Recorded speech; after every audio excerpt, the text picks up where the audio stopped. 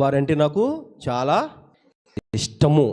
చూసారా పిల్లరా, దేవుడు చెప్తున్న మాటలు ఏంటంటే, తమ భక్తులైన మనము, తన పిల్లలమైన మనము మరి భయంకరమైన నరకంలోకి వెళ్ళిపోకూడదని ప్రభు యొక్క ఉద్దేశం. పిల్లరా, తన కుమారుని పంపించాడు, మరి అనేక మంది అపోస్తులను పంపించాడు. ఈరోజు అనేక మంది సేవకుల ద్వారా వాక్యాన్ని ప్రకటించబడుతుంది అంటే పిల్లరా, మరి ఎవరు కూడా నశించిపోకూడదనే ఉద్దేశంతో మరి దేవుడు గొప్ప ఆలోచనతో పిల్లరా మన మీద ఉన్న ప్రేమ ఇలాగ మనకి వెల్లడపరుస్తూ జరుగుతుంది. అలాగే ఒక అద్భుతమైన మాట చదువుకుంటూ ముందుకు వెళ్దాం. మత్తయి సువార్త 13వ అధ్యాయము 47వ వచనం చదువుకుంటూ,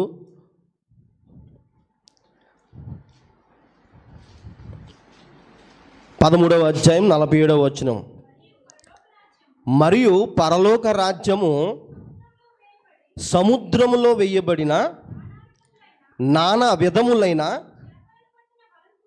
చేపలను పట్టే వలను పోలి ఉన్నదంటండి. యేసు ప్రభువారు మనుషులకు అర్థమయ్యేటట్లుగా అనేకమైన ఉపమానాలు చెబుతూ జరిగింది. ఆ పైనున్న సందర్భాల్లో కూడా చాలా ఉపమానాలు చెప్పారు. ఏంటంట ఇప్పుడు చెప్తున్న మాట మనం చదువుతున్నది పరలోక రాజ్యము గురించి చెబుతూ, పరలోక రాజ్యము సముద్రములో చేపలు పట్టే వలను పోలి ఉన్నదంటండి. దేన్ని పోలి ఉన్నదంట? వలను పోలి ఉన్నదంట. మనం ఒక్కొక్క లైను చదువుతూ ముందుకు వెళ్దాం పిల్లరా. చదవండి ఒకసారి. మరియు పరలోక రాజ్యము సముద్రములో వేయబడిన నానా విధములైన చేపలను పట్టే వలను పోలి ఉన్నది. అది నిండినప్పుడు దాన్ని దరికి లాగి కూర్చుండి మంచి వాటిని గంపలో చేర్చి చెడ్డవాటిని బయట పడవేయబడును. పిల్లరా, పరలోక రాజ్యము చేపలను పట్టే వలను పోలి ఉన్నదని మనం వాక్యం చదువుతున్నాం. వల అనగా వాక్యంలో రాయబడింది ప్రకటన గ్రంథంలో పిల్లరా, సముద్రము అనగా లోకము, వల అనగా వాక్యము. సముద్రం అంటేటమ్మా, సముద్రము అనగా లోకము, వల అనగా వాక్యము, గంపలో కూర్చబడి ఉండుట అంటే పిల్లరా సంఘము. ఈ ఉపమానం మనకు ఒకసారి మరలా చదవండి, ఎంత బాగుంటుందో. మరియు పరలోక రాజ్యము సముద్రంలో వేయబడి నానా విధములైన చేపలను పట్టిన అదుగోండి వలను పోలి ఉన్నది. అది నిండినప్పుడు దాన్ని దరికిలాగి కూర్చుండి మంచి వాటిని గంపలో చేర్చి చెడ్డ వాటిని బయట పారవేయబడును. నేను ఇంతకు ముందు పిల్లరా కొన్ని చేపలను చూశాను. ఏంటంటే మనం చేప అనేటప్పటికి అన్నీ తినేవే ఉంటాయి అనుకుంటాం మనం. కొన్ని చేపలు సముద్రం గొట్టుని పడేస్తూ ఉంటారు.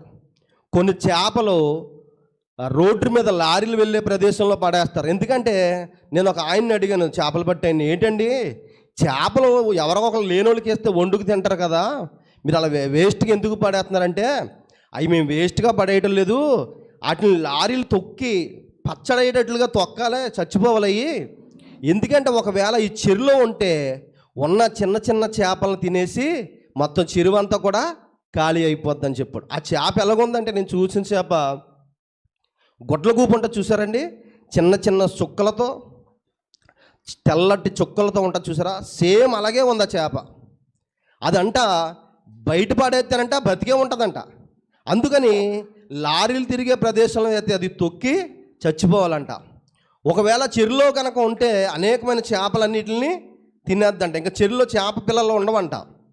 అలాగా సముద్రంలో ఉండే చేపలు కొన్ని విషపూరితమైన చేపలు ఉంటాయి పిల్లరా, తినకూడదు.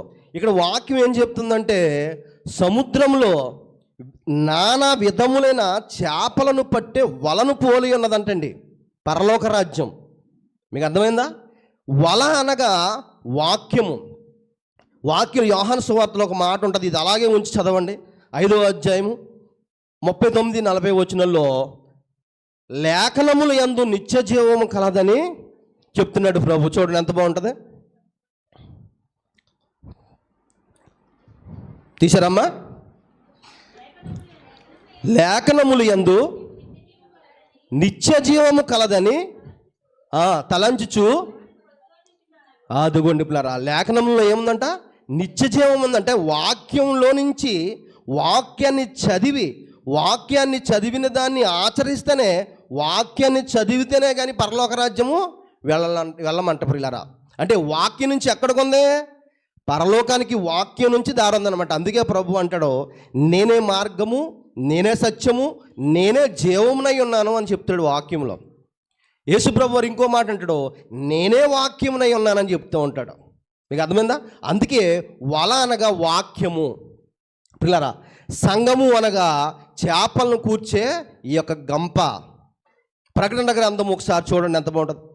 మత్తయి సువార్త, ప్రకటన గ్రంథం కాదు, మత్తయి సువార్త 16వ అధ్యాయము 18వ వచనం పిల్లలు, ఇది ఇలాగే ఉంచి చూడండి ఎంత బాగుంటుందో. మరియు నీవు పేతురువు, అదుగోండి పేతురు అనగా పిల్లరా ఈ యొక్క శిష్యుల్లో మొట్టమొదటి చక్కటి శిష్యుడు, అనుభవం కలిగిన వాడు.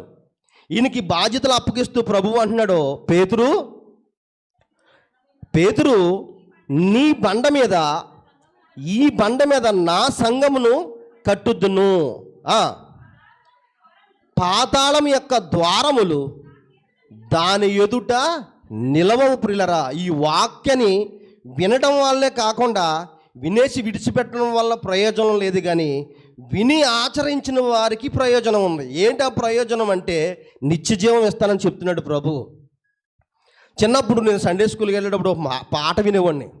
ఏంటంటే బుద్ధి గలవాడు బుద్ధి లేనివాడు ఒక పాట పాడేవారు. ఏమని? బుద్ధి గలవాడు బుద్ధి లేనివాడు ఇల్లు కట్టానంట. ఎక్కడ కట్టాడంట? ఇసుక మీద కట్టాడంట. వానలు తుఫాను రాగా ఏమవుతాయి? ఇల్లు కూలిపోయింది.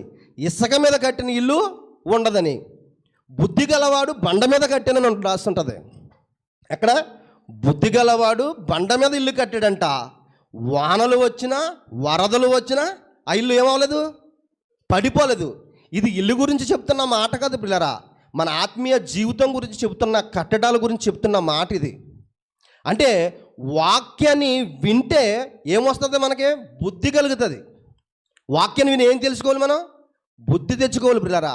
అందుకే అన్నాడు, వాక్యం చెప్తుంది, బుద్ధి గలవాడు ఇల్లు కట్టెను, అది బండ మీద కట్టెనంట. ఇప్పుడు ఈ మాట చదవండి ఎంత బాగుందో. పేతురు చెప్తున్న మాట, మరియు నీవు పేతురు ఈ బండ మీద నా సంఘమును కట్టుదును, పాతాళలోక ద్వారములు అదుగోండి దాని ఎదుట నిలవంట. దేని ఎదుట?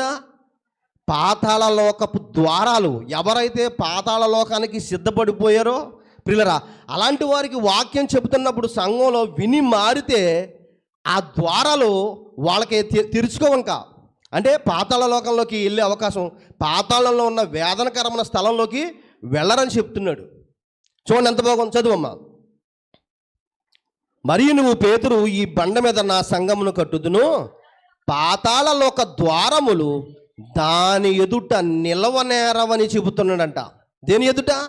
ఎవరైతే వాక్యాన్ని వింటారో, ఎవరైతే వాక్య అనుసారంగా నడుస్తారో, వాళ్ళ జీవితాన్ని సరిచేసుకుంటారో వాళ్ళ గురించి చెప్తున్నాడు. వాళ్ళ ముందు పాతాళలోక ద్వారాలో నిలవంట. చదువమ్మా. పరలోక రాజ్యం యొక్క తాళం చెవులు నీకిచ్చుచున్నానని చెబుతున్నాడు పిల్లరా. అంటే నిత్య జీవాన్ని పిల్లరా ప్రకటిస్తున్నప్పుడు అనేక మంది వాక్యాన్ని విని వారి బ్రతుకులను సరి చేసుకుంటే వారందరూ కూడా, అంటే ఇది మినీ బ్రాంచ్. ఏది? సంఘము అనగా పరలోకానికి వెళ్ళే మినీ బ్రాంచ్ లాంటిది ఇది. వాక్యము అనగా నిత్య జీవం పిల్లరా. మత్తయి సువార్త ఎందాక చదివిన వాక్యం ఒకసారి మరలా చదువుదాం. 13:47 వచనం. మరియు పరలోక రాజ్యము సముద్రంలో వేయబడిన నానా విధములైన చేపలను పట్టిన వలను పోలి ఉన్నది, అది నిండినప్పుడు దాన్ని దరికి లాగి కూర్చుకుని మంచి వాటిని గంపలో వేసి చెడ్డవాటిని బయట పడవేయబడును. అలాగే అదుగోండి ఇప్పుడు చెప్తున్నాడు, ఎవరైతే వాక్యాన్ని విని అనుసరించిన వారు సేఫ్టీగా ఉంటారో, ప్రభు పక్షంలోకి వచ్చేస్తారో, ప్రభు రెక్కల కిందకు వచ్చేస్తారో, ఎవరైతే వాక్యాన్ని విని విడిచిపెట్టేస్తారో వాళ్ళ గురించి చెప్తున్నాడు. అలాగే యుగ సమాప్తి యందు జరుగును, దేవదూతలు వచ్చి నీతిమంతుల నుండి దుష్టులను వేరుపరిచి వీరిని అగ్నిగుండంలో పడవేయబడును. వీరిని అగ్నిగుండంలో పడేస్తారంట. అక్కడ ఏడుపును పండ్లు కొరుకుటయు ఉండునంట. పిల్లరా, ఏమండి, వాక్యాన్ని చదివి వాక్యాన్ని విని ఆచరిస్తే పిల్లరా మనం ఎక్కడికి వెళ్ళిపోతామంట? పరలోక రాజ్యానికి సిద్ధపాటు కలిగి ఉంటామంట. పిల్లరా, చాలామంది చెబుతున్నమాట, మేము 30 సంవత్సరాల నుంచి సంఘంలో ఉన్నామండి, మేము చాలా అనుభవం కలిగిన వారు, సంఘ పెద్దలు అంటూ ఉంటారు. నేను కొన్ని పెళ్ళిళ్ళలో చూశాను, సంఘ పెద్దలు పెళ్ళిళ్ళ దగ్గరుండి జరిపించి ఆ పెద్ద మనుషులతో పాటు వీళ్ళ కూడా వెళ్ళి తాగేసి వచ్చేసినట్టు చూశాను నేను. ఎవరమ్మా? సంఘ పెద్దలు. ఏం చేస్తున్నారు? చెప్పుకుంటూ ఒక సంఘ పెద్దలు అని చెప్పుకుంటున్నారు. సంఘ పెద్దలు ఈ పెద్దలతో కలిపి మందు కొడతకి వెళ్ళిపోతాం చూశాను నేను చాలామందిని. పిల్లరా, కాబట్టి ఇది ఒకటే కాదు, మనలో మేము క్రైస్తవులమండి, మేము పరిశుద్ధులమండి అని చెప్పుకుంటున్నాం. మనము ఆ పరిశుద్ధతకి తగినంత అర్హత మనకుందా అని ఆలోచించాలి. క్రైస్తవులు తగినట్టు అర్హత మనకుందా? క్రైస్తవులకున్న అపోస్తులకున్న త్యాగం మనకుందా? ప్రభుకున్న ఆ మంచి మనసు, ప్రేమ కలిగిన మనసు మనకుందా అని ఆలోచించాలి ప్రియరా. అంతేకాదు, తుది శ్వాస విడిచే వరకు, అంటే ఊపిరి వదిలే వరకు, చచ్చిపోయేంత వరకు కూడా పిల్లరా వాక్యాన్ని చదువుతూ ఉండాలి. మన భక్తిని, మన విశ్వాసాన్ని గట్టిగా పట్టుకోవాలి. ఎవరో ఏదో వచ్చి చెప్పేశారని కాదు, వాక్యంలో ఎలాగుందో చూడాలి మనం. ఈ మధ్యన అలాంటి బోధలు ఎక్కువైపోయినాయి. మనుషుల్ని బాగు చేసి ఉద్ధరించే బోధలు లేవు, ఇప్పుడు మనుషుల్ని పాడు చేసే బోధలు వచ్చేసినాయి. అందుకు మనం ఏం చేయాలంటే వాక్యాన్ని చదువుతూ మన విశ్వాసాన్ని గట్టిగా పట్టుకోవాలి. ఎప్పటి వరకు అమ్మా? మరణం వచ్చే వరకు కూడా, తుది శ్వాస విడిచే వరకు కూడా మనకున్న విశ్వాసాన్ని గట్టిగా పట్టుకోవాలి. వాక్యాన్ని అనుసరిస్తూ నడవాలి. అలా నడిస్తే పిల్లరా ప్రభు వచ్చాక ఆయన ఉన్న లోకానికి తీసుకుపోతాడు. ఈ చిన్న వాక్యం దేవుడు దీవించును గాక. ఆమేన్. అందరికీ వందనాలు.